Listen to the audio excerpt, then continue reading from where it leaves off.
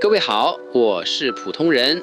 在上一支影片中，我们聊到了如何透过刮刮乐与宇宙的财富频率进行一场量子对话。但很多观众在留言区问我，普通人如果在奔向显化的过程中，环境噪音太多怎么办？如果在2026这匹赤马奔腾的路上，我们不小心掉进了情绪的陷阱，那该如何是好？这就是我们今天要聊的主题。在传统习俗中，过年有无数的禁忌。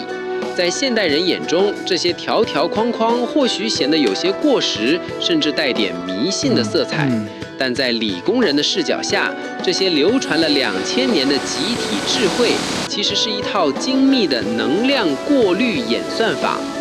禁忌并不是为了限制你的自由，而是为了在一年能量交换最剧烈的节点，帮你关闭不必要的系统后台，守住那份最纯粹的初始频率。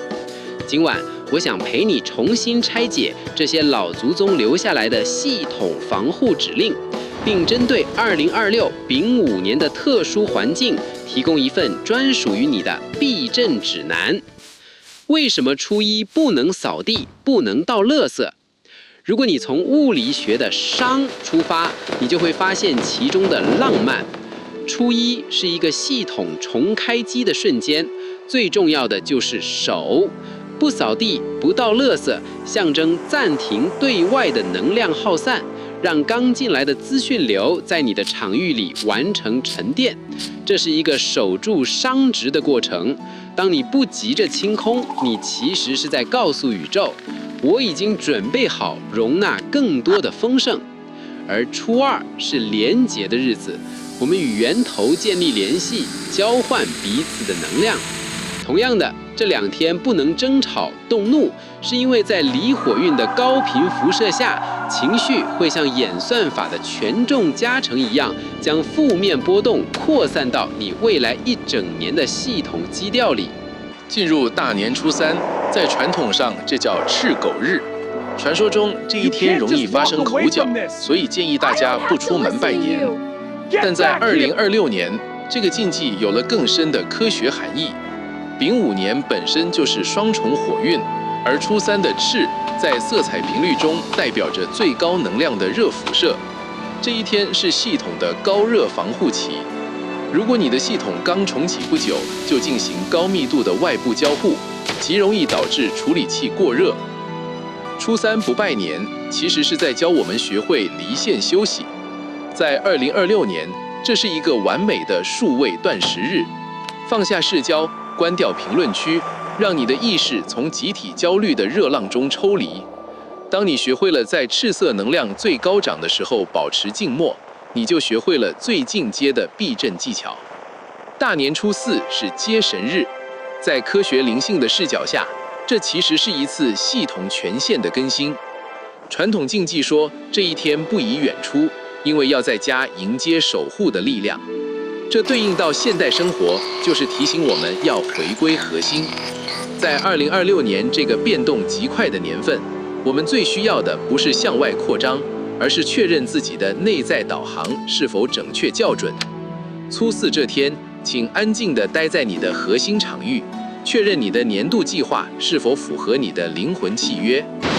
紧接着是大年初5，这一天俗称破五，也是开市的日子。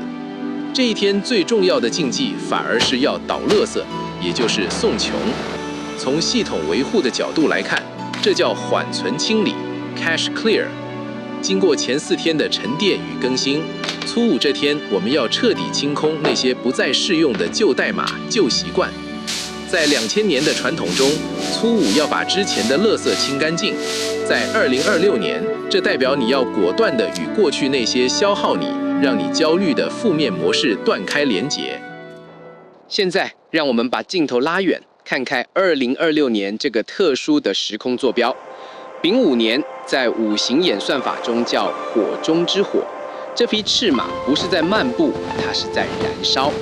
在这种超频状态下，你会发现身边的一切都变得极端。比如，你可能会看到原本冷静的朋友，突然因为一则社群评论就陷入情绪型争辩，或是工作上，老板突然要求一种不切实际的加速，让你感到被掏空；甚至在投资市场，那种怕错过的集体焦虑会像热浪一样袭来。这就是我要提醒你的超频痛点。在这种高温背景下，所有的焦虑、比较与急躁都会被放大。请记得，超频的代价往往是损耗。当世界都在加速时，那个敢于维持额定功率运作的人才是最后的赢家。在离火运中，火的另一个物理特性是照亮。2026年将会是一个真相透明化的年份，那些隐藏的系统漏洞、假象，在赤马年都会被迅速照亮。这就是为什么我常说，2026是因果加速器。这不是惩罚，这是演算法的效率提升。所以，2026年最重要的防护策略就是保持诚信与透明。诚信就是你个人系统中最坚固的防火墙。在火运时代，任何试图掩盖的行为都会因为能量的摩擦而产生极大的热能，最终导致系统崩溃。简单来说，在2026年说真话、做实事是成本最低、收益最高的生存演算法。离火在感官中对应的是眼睛。2026年数位洪流会达到峰值，这是一场关于注意力引力的争夺战。实不相瞒，连我这种每天跟内容打交道的人，有时候也会在无尽的滑动中迷失。我曾发现自己对着荧幕看了2小时，关掉后却记不起任何一丝有意义的内容，只感到双眼干涩，内心空洞。这就是视觉超载的后果，它烧掉了我们的判断力。所以我建议你每天给自己预留一段视觉留白的时间，放下荧幕，去观察窗外那棵树在风中摇摆的频率。在演算法定义你之前，请先找回你对真实世界的定义，守住你的心灵视野，不要让过多的杂讯烧掉了你的判断力。